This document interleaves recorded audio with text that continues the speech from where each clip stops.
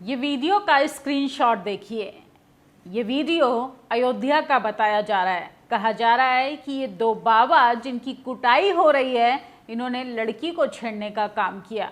ये कोई पहली बार नहीं हुआ या आखिरी बार नहीं हो रहा। तमाम ऐसी खबरें हम आपको उंगलियों पे गिनवा सकते हैं कि धर्म की आड़ में भगवा पहनकर भगवाधारी किस तरीके से बच्चियों का शोषण करते हैं, बच्चियों के साथ बलात्कार करते हैं। और इसमें तमाम बड़े बाबाओं का भी नाम आता है।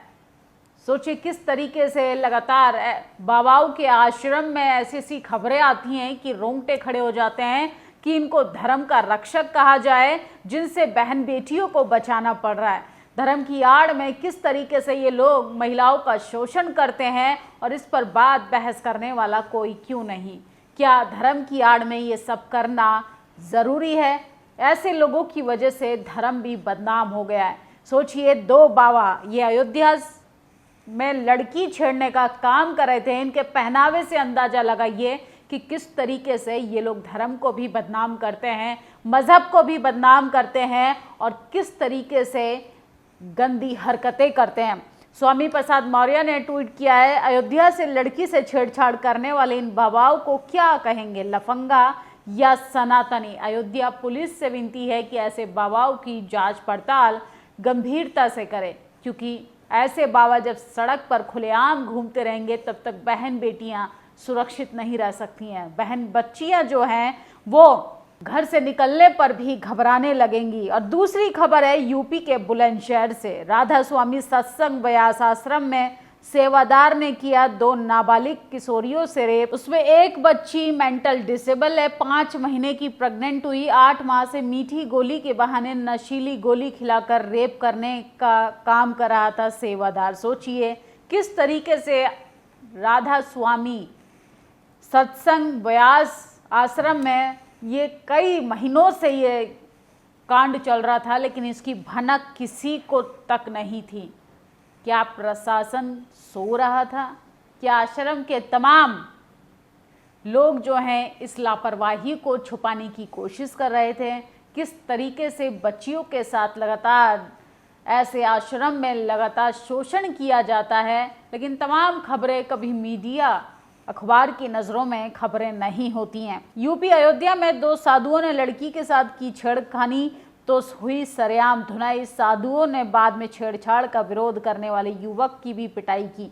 लड़की के साथ छेड़छाड़ करने वाले बाइक पर भागे साधु। तो आजकल बाबाओं से अपनी बहन बच्चियों को बचाइए और सोचिए कहीं आपकी घर की महिलाएं किसी गलत बाबाओं के चक्कर में तो नहीं फंसी हैं, कहीं वो बाबा उनका शारीरिक शोषण तो नहीं कर रहा, उनको उनके साथ बलात्कार तो नहीं कर रहा। क्योंकि जब तक आप जागरूक नहीं होंगे, इन तमाम मुद्दों पर खुलकर बात नहीं करेंगे, बहस नहीं करेंगे, ना जाने ऐसे धर्म की आड़ में कितने पाखंडी बाबा आपकी बहन बच्चियों की आबरू को लूटते रहेंगे। मध्य प्रदेश शिवपुरी में महंत राम किशोर दास ने मंदिर परिसर में 11वीं की दिव्यांग छात्रा से किया बलात्कार। गर्भवती होने पर हुआ खुलासा। तो सोचिए ये मध्य प्रदेश के महंत हैं, इनका नाम है राम किशोर। इन्होंने किस तरीके से 11वीं की दिव्यांग छात्रा के साथ बलात्कार किया। जब वो प्रेग्नेंट हो गई तो बाबा जो हैं तब पकड़ में आए। न जाने तमाम ऐसी बच्चियां जो ऐसे दरिंदों की शिकार होती हैं, तमाम जो खबरें छुपा दी जाती हैं, इन पर कब बोलना शुरू होगा। आज़ादी के 78 साल बाद भी महिला की आबरू को सरेआम लूटा जा रहा है, चीर हरण हो रहा है। देश के प्रधानमंत्री तो लाल किले की प्राचीर से कहते हैं कि महिलाओं को सशक्त बनना चाहिए, महिलाओं को पढ़ना चाहिए, बेटी को आगे बढ़ना चाहिए। लेकिन कैसे बेटियां आगे बढ़ेंगी, कैसे महिलाएं सुरक्षित रहेंगी? महिला सुरक्षा पर हमें आज़ाद भारत में भी बात करनी पड़ती है। ये तमाम मुद्दे जितने सेंसिटिव हैं, काश सरकार इतने ही सेंसिटिव तरीके से इन तमाम मुद्दों पे गंभीरता से जांच करती, पड़ताल करती और महिलाओं को लेके, उनकी सुरक्षा को लेके कठोर नियम बनाती। जब बलात्कारियों को खुला छोड़ा जाएगा, बहन बेटियों के साथ बलात्कार की घटनाएं बढ़ेंगी ही। सरकार का कार्यकाल बलात्कारियों के लिए अमृतकाल का समान है। गुजरात हाईकोर्ट ने आसाराम के बेटे नारायण साही को भी जमानत दे दी। बिल्किस बानो सोचिए, ये ऐसे आरोपी हैं जिनको जेल से रिहा कर कर मिठाइयाँ खिलाई जाती हैं, माला पहनाई जाती है। न जाने महिला सम्मान की बात सरकार किस मुंह से करती है। तो देश में महिला सम्मान को लेके आजकल बाबा जो हैं वो अपनी चरम सीमा पर पहुंच चुके हैं और किस तरीके से बच्चियों का शोषण कर रहे हैं। एक बार ये वीडियो देखिए। आप पर नीचे जाओ, चलो भाई। ये तो देखा आपने वीडियो। ये बाबा जो है राम भद्राचारी है, जातिवादी बाबा कह सकते हैं। ये सोचिए किस तरीके से अभिनव अरोरा को कह रहे हैं कि मंच से इनको नीचे उतारो। इससे आप अंदाजा लगाइए कि दलित, पिछड़े, आदिवासियों की हैसियत इनकी नजरों में क्या होगी। वैसे भी ये सरेआम तमाम बहुजन नेताओं के लिए अब शब्दों का इस्तेमाल कर चुके हैं। तो बाबा लगातार चर्चाओं में बने हुए हैं, कहीं अपनी जातिवादी सोच के कारण और कहीं अपनी घटिया मानसिकता के कारण। हमारे झामुमो युवा मोर्चा के युवा साथी फरहान अफजल जी ने पलामू जिले में पहली बार उमलिंगला 19,034 फीट तक पहुंचकर एक नया कीर्तिमान स्थापित किया और हमारे लोकप्रिय मुख्यमंत्री हेमंत सोरेन जी झारखंड के जीत की कमान की है। तो जेएमएम पार्टी का वर्चस्व लगातार बढ़ता जा रहा है। हेमंत सोरेन के साथ साथ उनकी पत्नी कल्पना सोरेन ने आज नामांकन भी किया है। ई लो, अब क्या हो गया?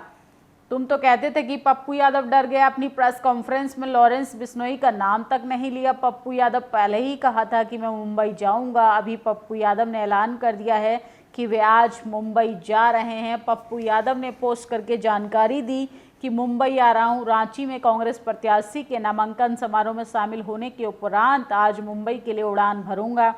अन्याय के खिलाफ लड़ूंगा, आखिरी सांस तक सदैव लड़ूंगा। तो पप्पू यादव लगातार लॉरेंस बिश्नोई के खिलाफ बगावत कर रहे हैं। लेकिन सोचिए, एक सवाल मेरे भी जहन में आता है, क्या लॉरेंस बिश्नोई के लिए संविधान कुछ नहीं, कानून कुछ नहीं?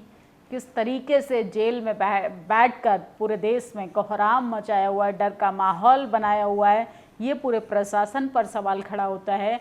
क्या प्रशासन फेल हो चुका है? क्या सरकारें सो रही हैं? बुलंदशहर यूपी में 2 नाबालिग लड़कियों से रेप, एक लड़की गर्भवती हुई। आरोपी मोहनलाल और राधा स्वामी सत्संग का सेवादार, पुलिस ने उसको गिरफ्तार कर लिया है। उत्तर प्रदेश पुलिस ने भी इस पर बयान दिया है, गिरफ्तार करना सॉल्यूशन नहीं है। इन तमाम घटनाओं पर एक कठोर कार्रवाई करनी बेहद ज़रूरी है, कठोर कानून बनाना बेहद ज़रूरी है। क्योंकि महिला सम्मान की बात तो दूर की बात, महिला की जो इज्जत है, महिला की जो आबरू है, वो तार तार हो रही है। तमाम लोग कह रहे हैं कि ये देश में तब तक होता रहेगा जब तक जेल से आरोपियों को, बलात्कारियों को, दंगाइयों को रिहा कर दिया जाएगा, माला पहनाई जाएगी, मिठाइयाँ खिलाई जाएंगी, तो बच्चियाँ कहाँ से सुरक्षित रहेंगी। आपकी इस वीडियो पर क्या प्रतिक्रिया, कमेंट बॉक्स में ज़रूर बताइएगा। शुक्रिया। नेशनल दस्तक की आपसे गुजारिश है कि अगर इसको बचाना चाहते हैं तो नेशनल दस्तक को सब्सक्राइब करने के लिए रेड कलर के सब्सक्राइब बटन को दबाएं, फिर बेल आइकन की घंटी दबाएं। नेशनल दस्तक को बचाने के लिए बहुत जरूरी है कि हर खबर को शेयर करें, लाइक करें, कमेंट जरूर करें।